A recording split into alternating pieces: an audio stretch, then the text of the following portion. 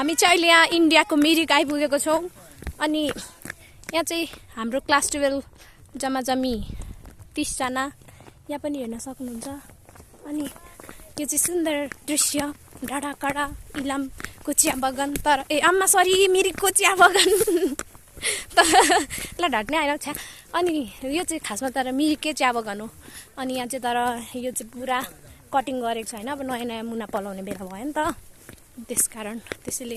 अलिक हरियाली छैन तर पनि तपाईँहरू चाहिँ हरियो मानेर हेर्नु होला अनि यहाँ चाहिँ यो यो यो धनी मोबाइल धनी अब जे भन्नु मन त्यही भन्नु यो चस्मा लगाउँदा चाहिँ अलिक ह्यान्डसम देखिन्छ नि त अनि त्यसैले चस्मा लगाइहाल्नु अनि यो भाइ चाहिँ भाइरल भाइ